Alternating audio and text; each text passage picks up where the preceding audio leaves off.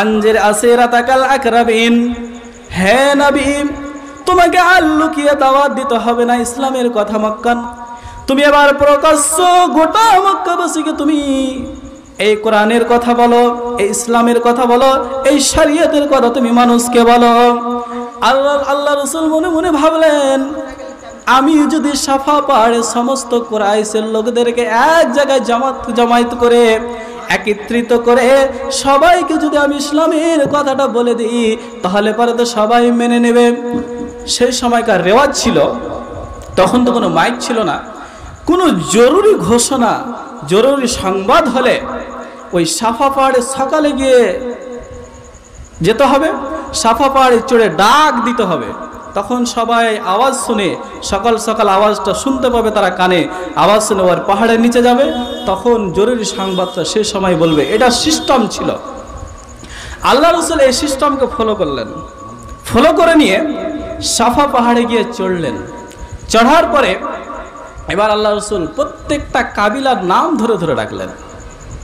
কুরাইশ বংশের আরও যত বংশ ছিল প্রত্যেকটা নাম ধরে ধরে ডাকলেন, সবাই উপস্থিত হলো।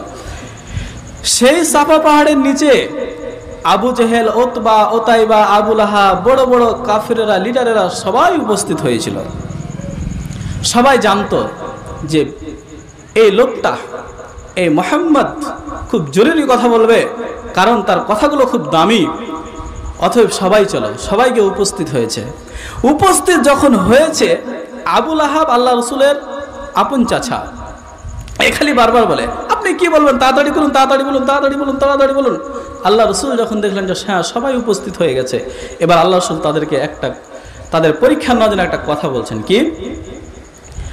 আমার সামনে যতগুলো তোমরা উপস্থিত হয়ে আছো, আমি তোমাদের বলতে চাই, আমি যদি বলি আমি তো পাহাড়ের উপরে, এই পিছন দিকে কি আছে তোমরা দেখতে পাও না, যদি আমি বলি একটা লস্কর চলে আসছে, একটা সৈন্যবাহিনী চলে আসছে তোমাদেরকে আক্রমণ করার জন্য, তোমাদের উপরে হামলা করার জন্য, এই কথাটা যদি আমি বলি তোমরা কি বিশ্বাস করবে?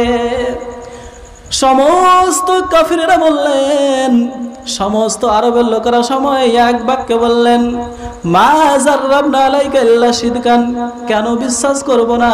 আমরা তো আপনাকে জীবনে কোনোদিন মিথ্যা কথা বলতে শুনতে পাইনি, আপনাকে তারা কোনোদিন মিথ্যা কথা শুনতে পাইনি। মিথ্যা বলেছিলাম আমাদের মনেই পড়ে না। আল্লাহ রাসূল বলছেন, তোমরা আজকে আমি 40 বছর বয়সে দাঁড়িয়ে বললাম, একটু পরীক্ষা নেওয়ার জন্য তোমরা সবাই আমাকে বললে যে আমি জীবনে কোনোদিন মিথ্যা কথা বলিনি, এটা তোমরা প্রমাণ দিলে। আমি দেখাতে চাই আল্লাহ রাসূলের চরিত্রটা কত ফ্রেশ, কত সুন্দর, যে 40 বছর বয়সে কাফেরেরা বলছে মা জাররাবনা আলাইকা ইল্লা সিদকান, আপনি জীবনে কোনোদিন মিথ্যা কথা বলতে আপনাকে পাইনি। আজকে যদি আমাদের বয়সটাকে লক্ষ্য করা হয়, কোনো মানুষ কি এখন বলতে পারবে আমার 40 বছর বয়স হয়ে গেছে কিন্তু আমি জীবনে মিথ্যা কথা বলতে বলিনি? এটা কি বুকে সাহস করে হাত দিয়ে মানুষ বলতে পারবে? পারবে না। তাহলে আল্লাহ রাসূলের চরিত্র আর আমাদের চরিত্র কত তফাৎ। মিথ্যা কথা বলা কত পরে বলছি। এবার আল্লাহ রাসূল তখন ওই মক্কার লোকেরাকে বলছে, ও মক্কার লোকেরা, এবার আমি একটা খুব গুরুত্বপূর্ণ তোমাদের কথা বলছি, তোমাদের ভয়াবহ একটা আযাব থেকে আমি বাঁচাতে চাইছি। আবু লাহাব খালি বারবার বলে তাড়াতাড়ি বলো, তাড়াতাড়ি বলো। আল্লাহ রাসূল এবার বলতে লাগলেন, লা ইলাহা ইল্লাল্লাহ, শুধু এতটুকু বাক্য বলা, লা ইলাহা ইল্লাল্লাহ, এক আল্লাহ ছাড়া কাউর ইবাদত করতে হবে না, কোনো এলা নাই, শুধু এক আল্লাহ ছাড়া, এবং আমি হচ্ছি আল্লাহ রাসূল এবং আল্লাহর বান্দা, এইটুকাই কথা। ওরা আরবি বুঝতো, খালি এ কথাটা বলা হয়েছে। আবু লাহাব এত জোরে চিৎকার দিয়ে আল্লাহ রাসূলকে বলছেন, তাব্বাল্লাকা মুহাম্মদ, তুমি ধ্বংস হয়ে যাও, তুমি বরবাদ হয়ে যাও। আল্লাহ রাসূলকে গালি দিতে লাগলেন, আল্লাহ রাসূলের বরবাদি চাইতে লাগলেন। এই বলে আবু লাহাব একটা পাথর উঠে আল্লাহ রাসূলের দিকে চালিয়ে দিলেন, কিন্তু নবীকে গিয়ে লাগেনি, কারণ আল্লাহ নবী অনেক উঁচুতে ছিলেন। আর সমস্ত কাফেরকে ভাঙড়িয়ে দিয়ে বলছে, চলো চলো এর চক্করে কেউ তোমরা পড়িও না, কারণ সেই এক আল্লাহর ইবাদত করতে বলে, আর আমরা 360টার মূর্তি পূজা করি, আমরা বাপ দাদা থেকে এটা করে আসি, আজকে সে দিনকে আমাদের পরিবর্তন করে দিয়েছে, অতএব এর চক্করে পড়ো না, চলো চলো সবাই বাড়ি চলো।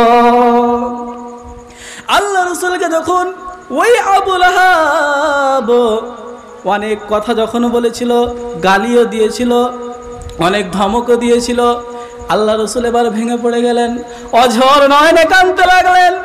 এবার আমি কি করব? আল্লাহর কাছে দোয়া করেন আর কাঁদেন, আমার কি অবস্থা, সবাই সমস্ত মক্কার লোকেরা এবার আমার দুশ্মন হয়ে গেল। আর ভালো আবু লাহাব যে আল্লাহ রাসূলকে কথাগুলো বলেছিল, আল্লাহ রাসূল অনেক দুঃখ পেয়েছিলেন, ডুকরে ডুকরে কাঁদছেন, চোখের পানি ফেলে ফেলে কাঁদছেন। এই মতো অবস্থায় আল্লাহ তাআলা বললেন, আরে জিবরাইল যাও যাও, আমার নবীর প্রতি একটা সূরা নাজিল করে দাও, সেই সূরাটার নাম হচ্ছে সূরাতুল লাহাব। প্রশ্ন, সব থেকে বড় কাফেরের নাম কি? যার নাম উল্লেখ আছে কোরআনে, সেটা হচ্ছে আবু লাহাব। আর কিন্তু অন্য কাফেরের নাম কিন্তু উল্লেখ নাই কোরআনে, কিন্তু আবু লাহাবের নাম কোরআনে উল্লেখ আল্লাহ করে দিয়েছেন। সূরাটা নাজিল করে আল্লাহ তাআলা জানিয়ে দিলেন যে আবু লাহাবের অবস্থা কি হবে। এটা যদি আমি তাফসীর করতে যাই সূরা লাহাবের, অনেক সময় পার হয়ে যাবে। তো আমি শুধু আল্লাহ রাসূলের আখলাকটা দেখাতে চাইছিলাম।